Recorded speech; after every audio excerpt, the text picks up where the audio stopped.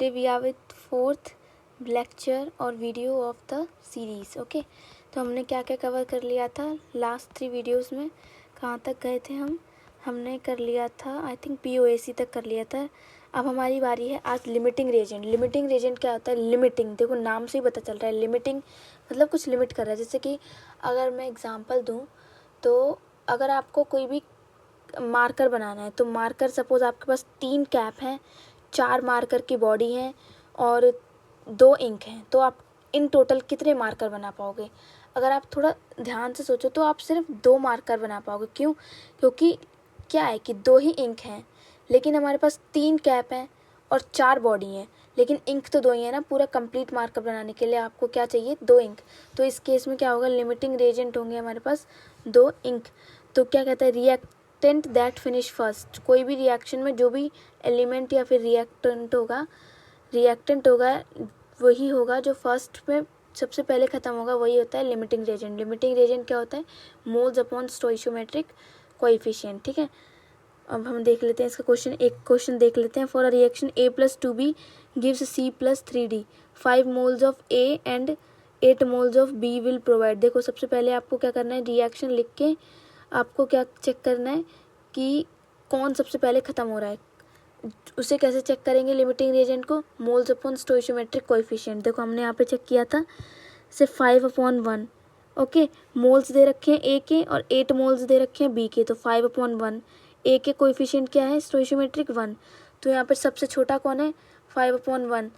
तो limiting reagent क्या बन जाएगा? B के मोल्स कम है. ठीक है, तो अब हमने 2 मोल्स ऑफ B. अब हम इसको क्वेश्चन को देख लेते हैं. आगे क्या कह रहा है? 2 मोल्स ऑफ B हमें क्या दे रहा है? 1 मोल C का दे रखा है. रिएक्शन में देखो तो आपको पता लगेगा. तो 8 मोल्स ऑफ B कितने देगा? 1/2 into 4. Basic calculation 3rd class वाली. ओके, अब सेकेंड क्वेश्चन में क्या है? 1 mole of C2H5 completely burns to form CO2 and H2O. The weight of CO2 formed. अब क्या कह रहा है? C2H5OH को H3O2, इसको रिएक्शन को बैलेंस किया है. 1 मोल C2H5OH का क्या दे रहा है? 2 मोल ऑफ CO2 दे रहा है. ठीक है, सिंपल, इसको इक्वेट कर दो, आंसर आ जाएगा. अब इस क्वेश्चन को आप लोग देख लो. अब सेकंड टॉपिक क्या है आज का? Percentage yield. परसेंटेज यील्ड का मतलब क्या होता है? Actual moles upon theoretical moles into 100. देखो एक्चुअल मोल्स मतलब जैसे रिएक्शन की है, अब उसके कुछ एक्चुअल मोल्स अलग होते हैं, और थ्योरेटिकल मतलब जो हम अपने पेन पेपर से निकालते हैं, जो नोटबुक पे कैलकुलेशन करके निकालते हैं, उसे बोलते हैं थ्योरेटिकल मोल्स. इसी चीज़ को बोलते हैं परसेंटेज यील्ड. यील्ड का मतलब होता है बचा हुआ. तो इस जो परसेंटेज का यील्ड होता है, फॉर्मूला इसका ये दे रखा है. जैसे ये क्वेश्चन देखो, when 0.01 mole of an organic compound containing 60% carbon was burned completely, 4.4 gram of CO2 was produced. the molar mass of compound. देखो 4.4 ग्राम ऑफ CO2 दे रखा है, और 4 इसका हम पहले ना मोल्स निकाल लेते हैं CO2 के. CO2 का मोलर मास क्या होता है? 44, और मास दे रखा है, तो यहाँ से इक्वेट करके हमारे पास मोल्स कितने आ गए? मोल्स हमारे पास आ गए CO2 के 0.1. अब देखो, अब हमें क्या करना है कि मास ऑफ कार्बन क्या हो जाएगा? हो जाएगा मोल्स इनटू क्या हो जाएगा? मास. हमारे पास क्या दे रखा है क्वेश्चन में कि 0.1 60% कार्बन वॉज बर्न्ड. तो यहाँ से हमारे पास क्या आ गया? 1.2 ग्राम ऑफ कार्बन आ गया, मास ऑफ कार्बन.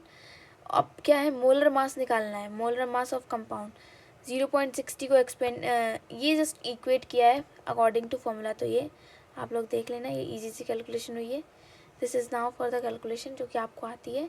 अब हम देखते हैं third topic, that is percentage purity. Percentage purity का फॉर्मूला क्या होता है? Pure substance upon sample into 100. ठीक है, अब देखते हो ये ज़्यादा इंपॉर्टेंट नहीं है percentage purity due according to J point of view. सबसे ज़्यादा इंपॉर्टेंट टॉपिक हमारे ऑलमोस्ट हो चुके हैं, जैसे लिमिटिंग रिएजेंट, स्टोइशियोमेट्री. ठीक है, अब मेन इंपॉर्टेंट सबसे इंपॉर्टेंट चीज़ है मोल कंसेप्ट की कंसनट्रेशन टर्म्स.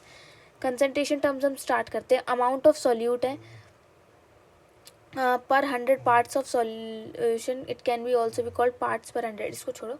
परसेंटेज क्या है? Mass by mass percentage, volume by volume percentage, weight by volume percentage, weight by volume percentage. ये सारी परसेंटेज हमें कैलकुलेट करनी है. देखो परसेंटेज वेट बाय वेट, इसमें क्या होगा कि परसेंटेज वेट ही होगा और अपॉन में भी वेट होगा सॉल्यूट का। इसका फॉर्मूला क्या होता है, मास of solute upon mass of solution into 100। Okay, ऐसे ही वॉल्यूम का भी सेम होगा, volume of solute upon volume of solution into 100। ठीक है, अब हमारे पास थर्ड क्या आता है, परसेंटेज वॉल्यूम बाय मास। तो यहाँ पे वॉल्यूम बाय मास, इसको याद करने की ट्रिक क्या है, वॉल्यूम पहले आ रहा है तो वॉल्यूम ऑफ सॉल्यूट ऊपर और मास नीचे आ रहा है तो मास ऑफ सॉल्यूशन इनटू 100। और थर्ड लास्ट हमारे पास क्या आ रहा है इसका, मास बाय वॉल्यूम, तो मास of solute upon volume of solution into 100। Okay, ये बेसिक से फॉर्मूलाज है, इसे डायरेक्ट क्वेश्चन आता है। और एक चीज़ होती है जैसे कि वॉल्यूम अगर हमें ना दे रखा हो, वॉल्यूम का फॉर्मूला क्या होता है, जैसे कि डेंसिटी का फॉर्मूला क्या होता है, वॉल्यूम अपॉन वो मास अपॉन वॉल्यूम। जैसे कि वॉल्यूम दे रखा है हमें और हमें मास दे रखा है तो हम डेंसिटी निकाल सकते हैं, डेंसिटी दे रखी है तो हम वॉल्यूम निकाल सकते हैं, ऐसे ऐसे। ठीक है, अब हमारे पास क्या है, इफेक्ट ऑफ टेम्परेचर। ये क्वेश्चन आता है कि कौन सी क्वांटिटीज टेम्परेचर डिपेंडेंट है या फिर इंडिपेंडेंट है। तो देखो, जहाँ पे भी आपको वॉल्यूम दिख जाए तो इसका मतलब वो टेम्परेचर डिपेंडेंट है। जैसे कि यहाँ पे ये जो सारी टर्म्स हैं, यहाँ पे वेट बाय वेट सॉल्यूशन, इन ये क्या है, टेम्परेचर इंडिपेंडेंट है, इसमें वॉल्यूम नहीं आ रहा, इसमें वॉल्यूम आ रहा है, इसका मतलब ये टी डी है, ये temperature independent T I. Volume by mass, इसमें वॉल्यूम है, ये है temperature dependent, mass by volume ये है टेम्परेचर डिपेंडेंट। ठीक है, अब मोल फ्रैक्शन क्या होता है, ये यूनिटलेस क्वांटिटी होती है। इसका फॉर्मूला, मोल फ्रैक्शन मतलब क्या होता है, एक सब्सटेंस है उसके moles divided by total moles of the system, मतलब जितने भी मोल्स है। ठीक है, जैसे कि ए के मोल्स हैं, टोटल मोल्स है मेरे पास Na प्लस NB। ठीक है, यूनिटलेस क्वांटिटी होती है कि moles upon moles cancelled out हो जाती है। ठीक है, अब देखो काई से रिप्रेजेंट करते हैं उसको। ठीक है, काई, ये एक्स घुमा हुआ सा एक्स है, ये इसे बोलता है काई। ओके, तो इसके chi A into chi B is equal to always 1। ठीक है, ये याद रख सकते हो आप। मोलैरिटी क्या होता है, मोलैरिटी होता है number of moles of solute in 1 litre of solution. जो number of moles in 1 litre, मतलब 1 लीटर में कितने मोल्स होते हैं सॉल्यूशन के। ठीक है, तो इसका फॉर्मूला इजी सा है, number of moles of solute. Solute मतलब क्या होता है, जिसको हम मिला रहे हैं। ठीक है, सॉल्यूट, उसके मोल्स निकाल लो upon volume of solution into litre. Okay, इसकी यूनिट होती है मोल बाय DM क्यूब। ठीक है, और अगर आपको ml में है तो 1000 से मल्टीप्लाई कर दो। देखो, number of moles of solute, molarity moles of solute divided by volume of solution. इसकी रिलेशनशिप होती है मोलैरिटी ऑफ डेंसिटी की। मोलैरिटी को कैसे क्या रिलेशनशिप होती है, 10 into mass percentage into density upon molar mass. इस ध्यान रख सकते हो आप, इससे इजीली क्वेश्चन आप मतलब कंपैटिटिव एग्जाम्स में हेल्प मिलेगी। मोलैरिटी क्या होता है, moles of solute upon moles mass of solvent. ठीक है, moles of solute upon mass of solvent. यहाँ पे सॉल्वेंट एक न्यू टर्म आई है, सॉल्वेंट मतलब सॉल्यूट प्लस सॉल्यूशन दोनों एक साथ। ठीक है, अब इसकी भी एक रिलेशन है, mass and molarity and molality. इसकी डेंसिटी को हम क्या लिख सकते हैं, molarity multiplies by 1 upon molality plus molar mass of solute by 1000। ठीक है, ये रिलेशनशिप आप देख सकते हो। अब हमारे पास क्या है, relationship between molarity and mole fraction.